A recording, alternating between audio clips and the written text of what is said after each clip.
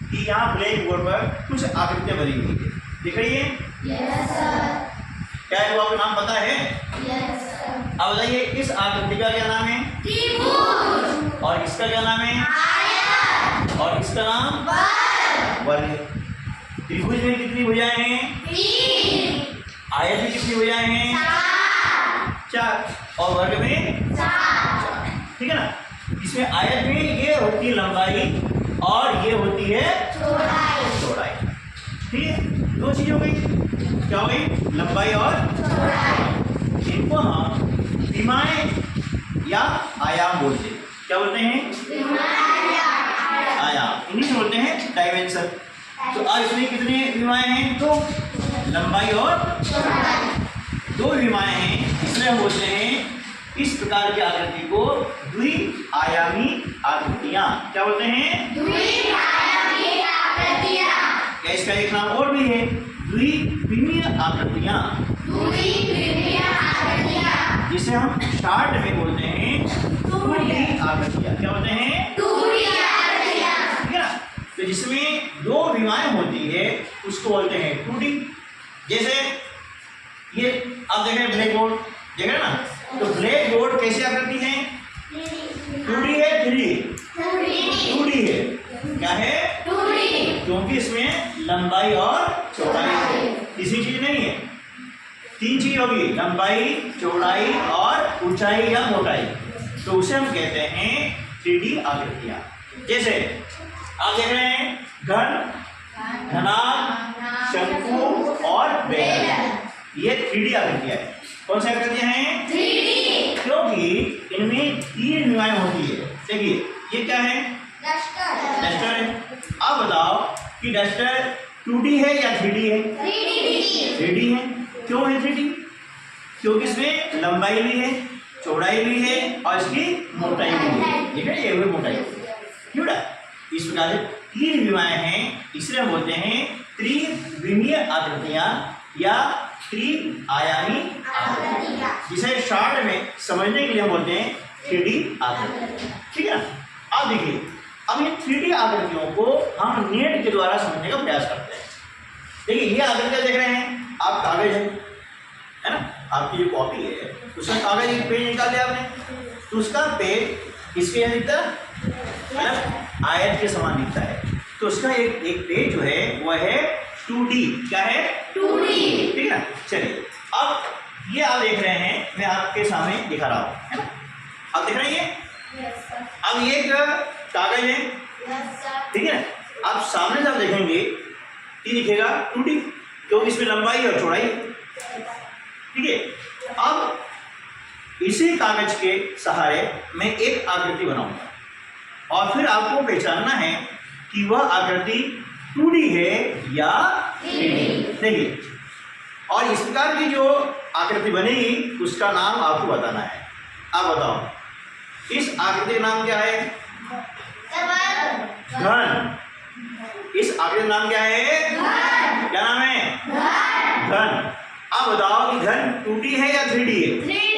3D है, बिल्कुल सही है। घन क्या है? 3D है। बात समझी ना? तो अब जब घन को हम इस प्रकार से खोल लेते हैं तो ये कहलाता है नेट। क्या कहलाता है? नेट। बोलिए फिर से। नेट कहलाता है। और नेट के द्वारा हम आकृतियां बनाते हैं, है ना?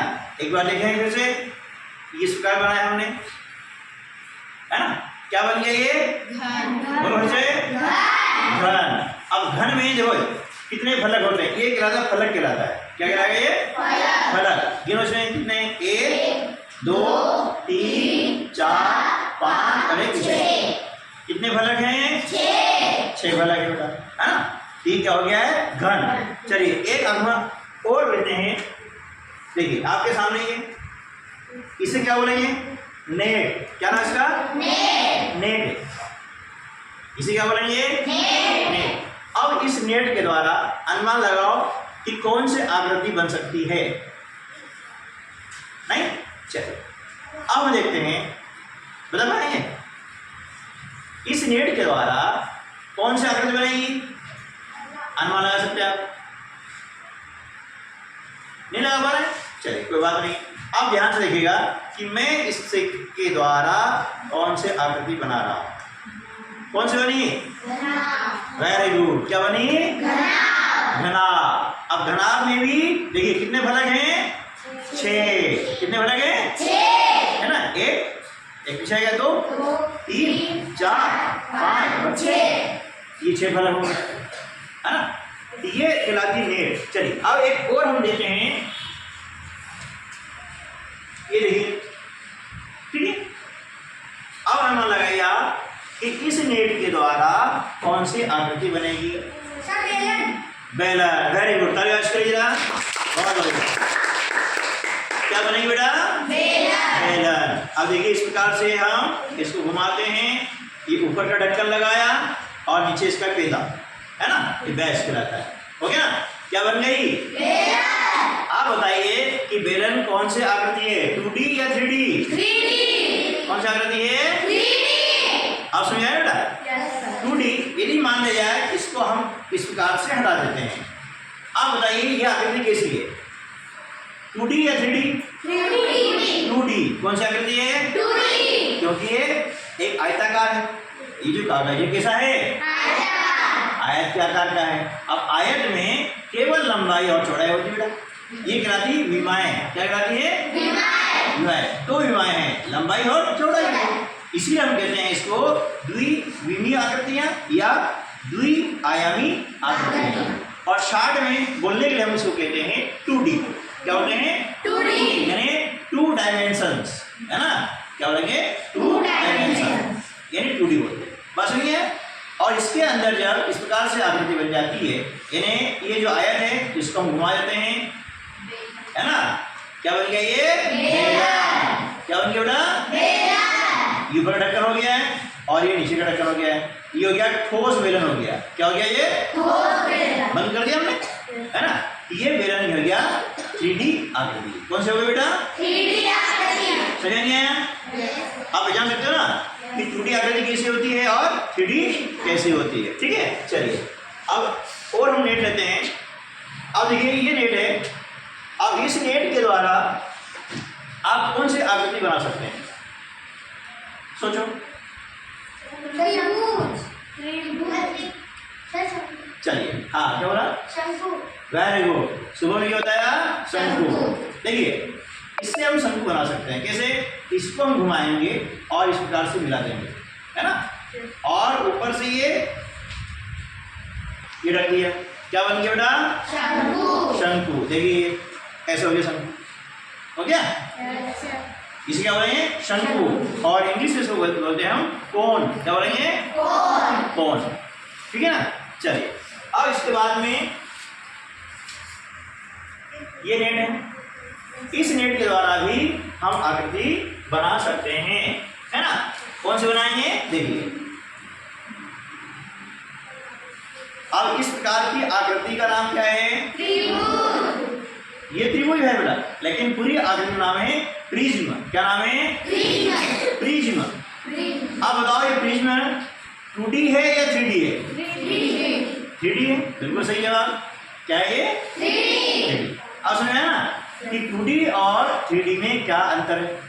जब हम हमारे घर में या घर के आसपास या स्कूल में या कमरे में, है ना, देखते हैं तो आपको बहुत सारी चीजें 2D और 3D दिखाई देगी, है ना। जैसे उदाहरण के लिए ये हमने एक किताब ली या कोई कॉपी ली, है ना।